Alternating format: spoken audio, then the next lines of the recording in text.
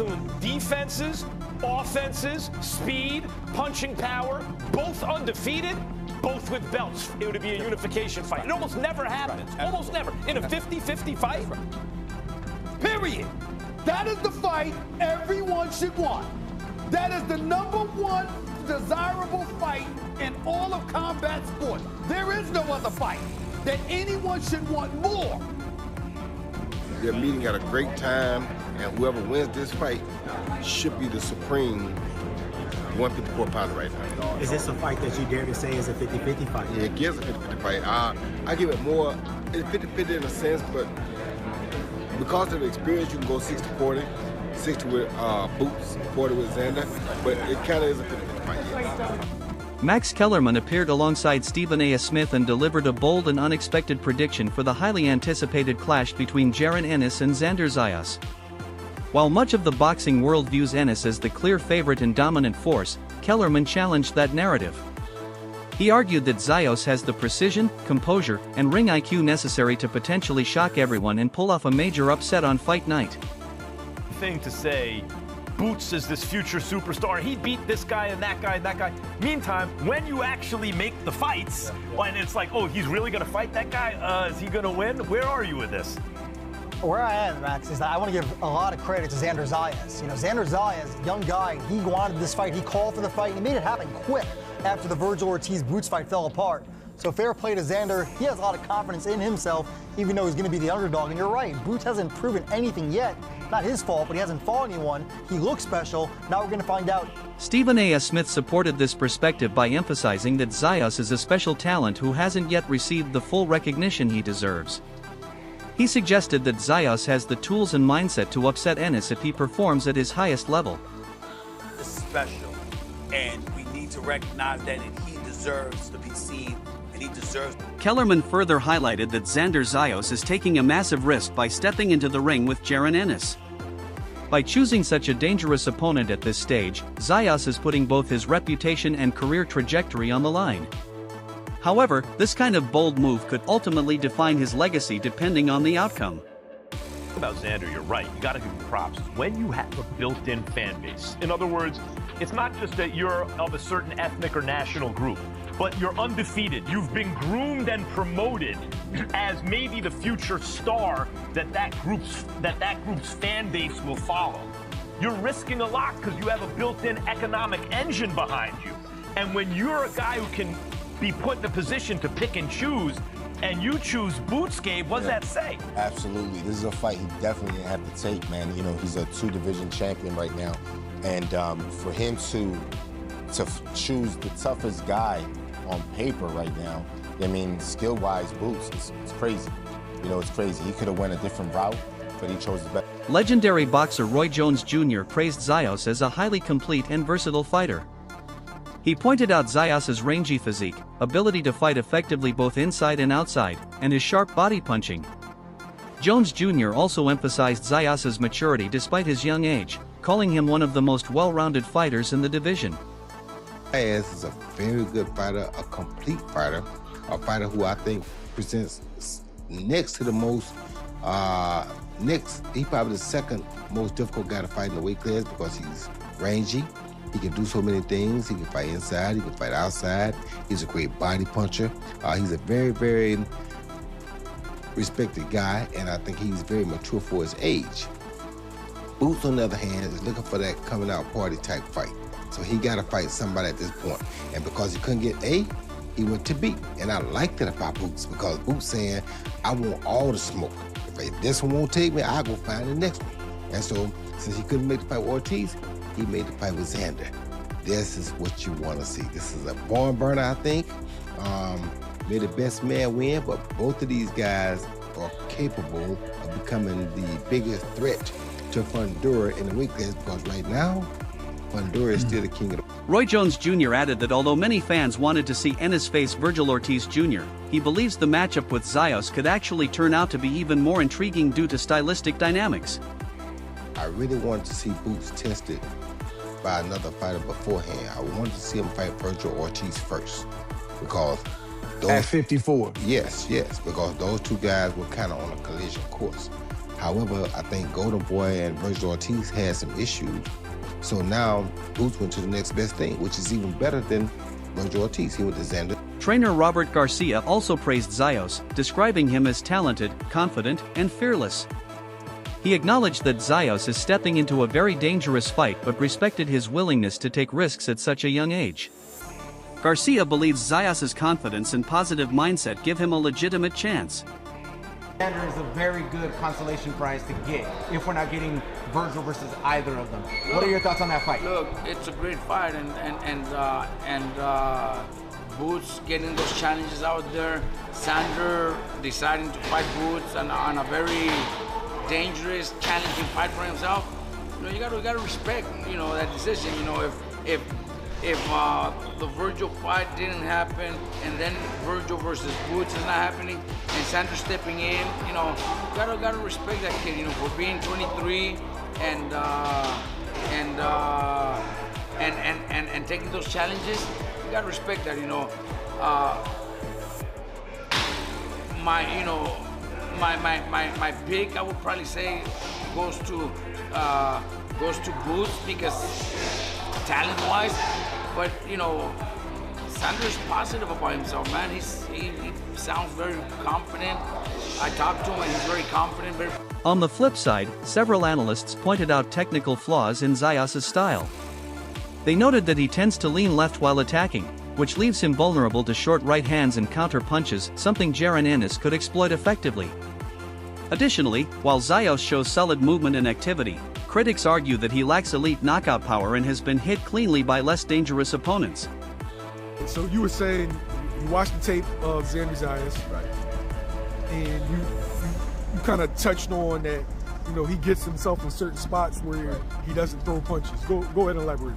So when he's in the middle, so when he's on the center line, he might throw punches, but there's no power behind him. And if he's sitting on his right hand, same thing. He throws punches, quick shots, but those aren't the really dangerous shots. When he's trying to exchange and he wants to hurt you, you'll see his head go off center to the left over and over again. So he peeks, sort of like, I remember Salvador Sanchez used to hit you with those Jones, but then he'll peek over. So he'll peek over, throw a quick right hand, or he'll peek over, and if you freeze, or if he catches the right look that he's looking for, he's shooting a left hook or left hand to the body or left hand to the head almost every time. You know what I mean? And he throws with weight and with power. That's what he does to try to hurt his opponents, right?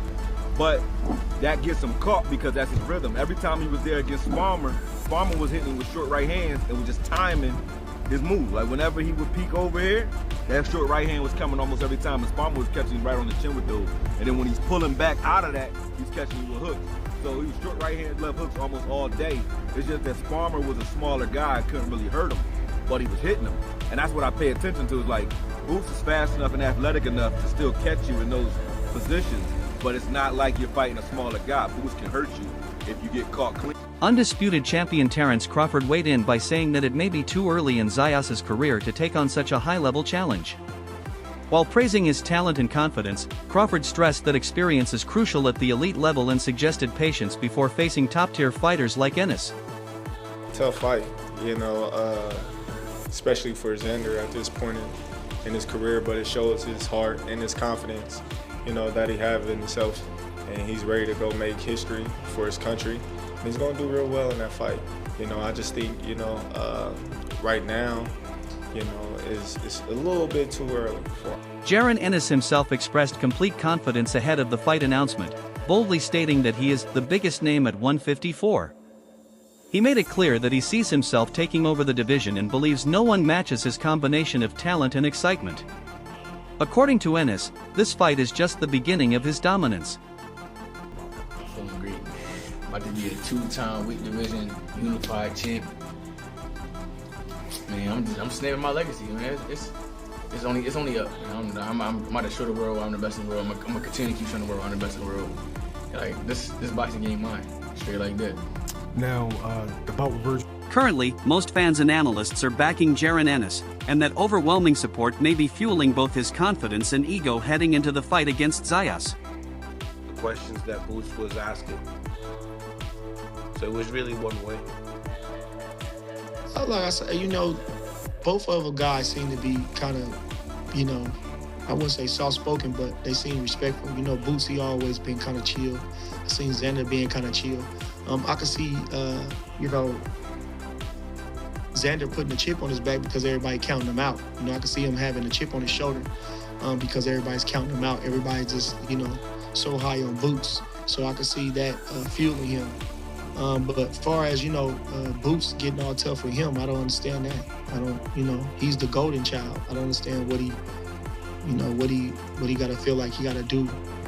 You know, I think his role is to just stay quiet and handle his business with his fist. Veteran trainer coach Reggie issued a serious warning to Xander Zayas. While acknowledging his talent, he emphasized that Zayas is still young and relatively inexperienced for such a high-level battle. He cautioned that facing someone like Ennis could expose weaknesses in his development and timing. Xander's a good fighter. I like Xander. I just think that Xander don't know enough. Yeah. And take a fight like this. I mean, granted, you know, you get in this game, you in this game to be the best. But I don't think he's ready for a fight like this. I mean, Xander's good, he can fight, but he's still a kid, he's still a baby. Still in learning stages right now. Unified champion, though, right? He is. Big kid. Seems like he's getting better each and every fight. And I agree, but Boots in careers, man. You know what I'm saying? Now, they won't pay him enough. You know what I'm saying? Or they can pay him enough, because I'm sure after they fight, he's not going to fight for a while. Respected journalist Mike Coppinger described the fight as a smart business move for Zayas. Despite being the underdog, taking on a high-profile opponent like Ennis significantly boosts his market value and visibility. Even in defeat, the risk could pay off by elevating his reputation among fans, promoters, and networks. The reason why there's so much hype around Boots. He's an incredible athlete, he has a great jab, he can box, he's in good fights, he has power. But Xander Zayas at 23 is definitely an improving fighter. And like you said, Gabe, he's an economic engine, right? He could be fighting in Puerto Rico. He just sold out in January. He could fight in New York. He's going to probably have the bigger fan support here. And I think this is a great business move for Xander, too. He's going to get a career-high payday. And like you said, 190 he walks around at. He hasn't had much more time at 154. Yeah. And also, I'm thinking about is if you really watch Boots does look special all the time. But there's cases where he gets hit a lot. And you're like, man, for you to be so good and so special, why are you getting hit from some of these lower-class fighters? So Xander might have seen that. So you know what? Yeah, I know Boots is special. I know he's really, really good, etc. But I see things in his game where Jaron Ennis is widely regarded as one of the top fighters at 154 pounds, known for his elite skill set and proven track record. Meanwhile, Xander Zayas surprised many by aggressively pushing for this risky matchup instead of opting for a safer title defense. During their face-off, both fighters displayed strong confidence and intensity.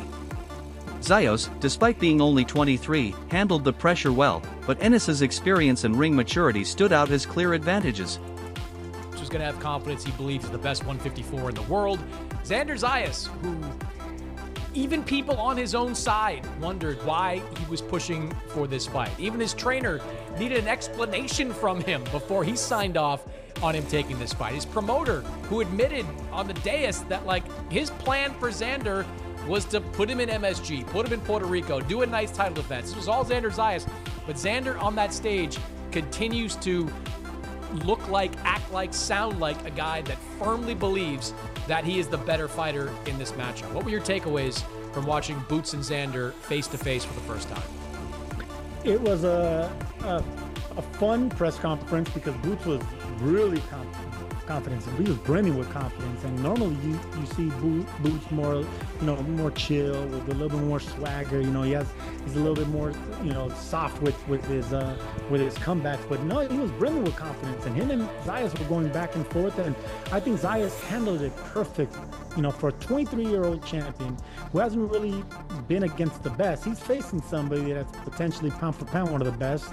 And Zayas handled it with flying colors, man. And I think Boots better respect what he has in front of him. Even though the measurements stay the same, I saw a bigger, younger fighter motivated to do something great in Zayas. Both fighters have defensive flaws, but in different ways. Jaron Ennis can be hit when he commits heavily on offense, leaving openings for counters. On the other hand, Xander Zayas is still developing defensively and can be caught due to positioning errors and inexperience. Analysts believe Ennis holds the advantage in overall skill, athleticism, and experience. Strategically, Zayas is expected to apply pressure, but Ennis's counterpunching ability and comfort fighting off the back foot could neutralize that approach. And if Boots is not careful and is a little bit too much overconfident, and this is a type of fight where he can be exposed. There was something both of them were going on, saying they both get hit. Yes, they do, but Boots gets hit being offensive. Zayas gets hit, being a little bit pulling his head back, rookie mistakes. And I think a fighter like Boots can capitalize on that, and Zayas better be on his P's and Q's. He better have that sharp technique, because he's dealing with a more confident, maybe overconfident, but more skilled and naturally gifted fighter in Boots, and that's the reason that the unified champion is the underdog against Zayas. Yeah, I can't help but wonder what Zayas' game plan is going to be, because his team, I think, is going to want him to try to push Boots back. And you saw some of the things that Xander said. He said he felt that Boots has been a weight bully for most of his career. So that and some conversations that I had with people around him told me that they want to be a more offensive-oriented fighter. When guys come at Jaron Ennis, he is an excellent counterpuncher. He's excellent fighting, going backwards. He kind of eats up that style. Now, maybe Xander and his team can say he's never done that against a guy on my level. That's probably true. I mean, look, Stanionis is a really good fighter. Boots carved him up. Lima, certainly not on Xander's level, but he came at Boots. Hall of Fame legend Winky Wright emphasized that greatness is achieved by defeating great opponents. He described this fight as a defining moment for both fighters, where skill, discipline, and courage will determine the outcome. According to Wright, fights like these shape legacies. Bandura, Keith Thurman, there's also the triangle that I like to call Virgil Ortiz, Xander, and Boots. Right now it looks like Xander and Boots are going to fight. What are your thoughts on that fight? It's going to be a good fight, man. The division looking good right now, and I just want to see all the fighters fight each other, man. The best need to fight the best. That's what's going to bring the fans to boxing. And, you can only be great by beating somebody great. You know what I'm saying? You can have a bunch of wins with no great win. You're just a good fighter, but you want to be great, you need to beat another great fighter. So they got the opportunity to. Former champion Sean Porter described Jaron Ennis as a phenomenon, an electrifying talent waiting for the right moment to fully showcase his greatness. He sees the fight against Xander Zayas as that opportunity. However, Porter also stressed that this won't be a one-sided fight and believes both fighters will bring out the best in each other. I'm thinking to myself, if this is what a phenom looks like, then what the hell is Boots Ennis? Yeah. And I was like, so that's where calling him the amazing Boots Ennis comes from. The dude is electricity waiting to shock you. Yeah. And he just hasn't had the opportunities to shock, right? So he's got Xander coming up here pretty soon. That fight's in June or May? June 27th. That fight's at the end of June.